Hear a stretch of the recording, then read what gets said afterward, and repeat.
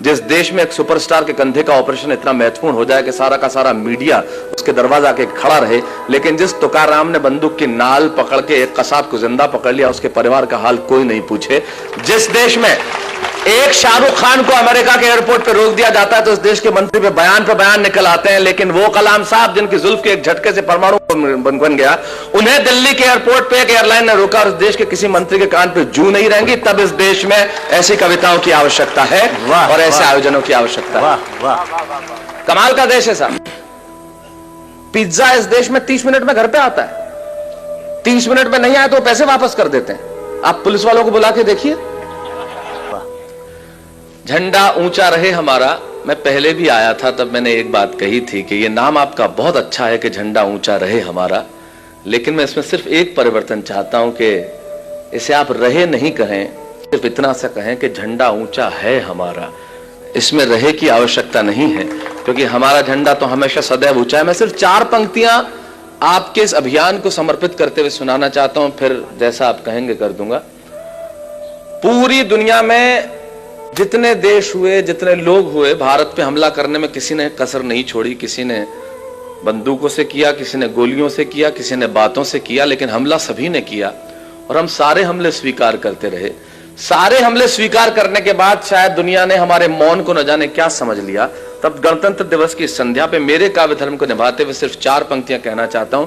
हिंदुस्तान सारी दुनिया से क्या कहता है, सुने मेरी बात। इस अवसर पे शायद इससे श्रेष्ठ नहीं कह सकता बैरागीदा, अशोक जी ध्यान चाहूंगा। इस अवसर पे यही कह सकता हूं, पूरी दुनिया को हिंदुस्तान की ओर से एक संदेश के सच है इरादे हमारे विध्वंसक नहीं है।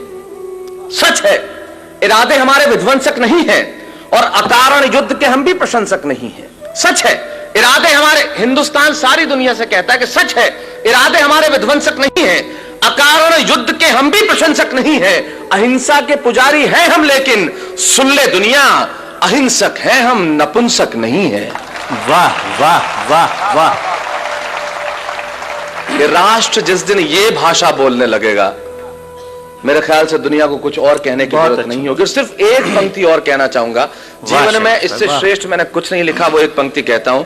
ये तिरंगा जिसे लहराते हुए आज हम बहुत गर्व महसूस करते हैं, जिसके नीचे खड़े होकर जनगण, मैं अभी पिछले दिनों सेल्युलर जेल देख के आया। यकीन मानिए उन लोगों ने भारत की आजादी के कुछ नाम हम गिन लेते हैं जिन लोगों ने प्राण दिए, ऐसे बहुत सारे नाम हैं जिन्हें हम जानते नहीं हैं, लेकिन अगर उन्होंने प्राण नहीं दिए होते तो इस तिरंगे के नीचे खड़े होकर आज हम मुस्कुरा नहीं रहे होते। उनके लिए सिर्फ एक पंक्ति कहूंगा, उससे श्रेष्ठ कह नहीं सकता, सिर्फ ये कि जिस दिन तू शहीद हुआ न जाने किस तरह तेरी मां सोई होगी। जिस दिन तू शहीद हुआ न जाने किस तरह तेरी मां सोई होगी। मैं तो बस इतना जानूं वो गोली भी तेरे सीने में उतरने से पहले रोई होगी। वाह वाह वाह वाह वाह वाह वाह, बढ़िया भाई। मित्रों, यह औपचारिकता नहीं थी, इस राष्ट्र के लिए ऐसा सोचना बड़ा आवश्यक है और सचमुच इस तरह के आयोजन की आवश्यकता है। संजय जी, मैं बधाई देना चाहता हूं, चारों तरफ तिरंगे लहरा रहे हैं, आप 5000 मोमबत्तियां लगाएंगे, झंडा ऊंचा रहे हमारा। मुझे आज कोई पूछ रहा था आप इस कार्यक्रम में जा रहे हैं, इस देश में आजादी के बाद इस तरह के कार्यक्रमों की आवश्यकता क्यों है?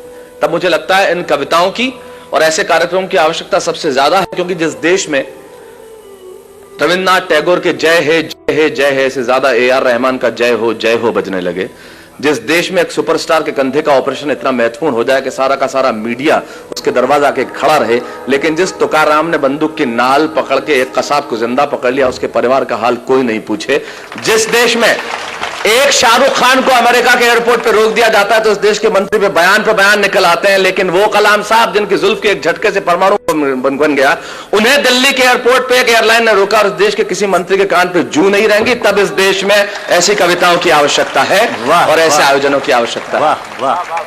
कमाल का देश है साहब। पिज्जा इस देश में 30 मिनट में घर पे आता है, 30 मिनट में नहीं आए तो पैसे वापस कर देते हैं। आप पुलिस वालों को बुला के देखिए।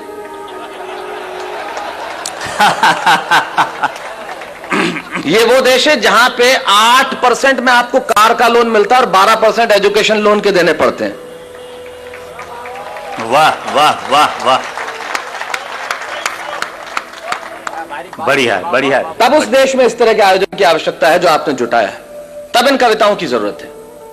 लेकिन बात तो वही है मित्रों, जैसा हम सब चाहते हैं, हर आदमी चाहता है कि मुझे मेरे एक मित्र हैं संजय, उनकी बहुत बढ़िया पंक्तियां याद आती है इस अवसर पे। उन्होंने बहुत अच्छा कहा है कि कभी सलमान के बालों तो कभी कैटरीना के गालों पे मर गए। आज इस अवसर पे इससे बढ़िया पंक्तियां मुझे याद नहीं आती।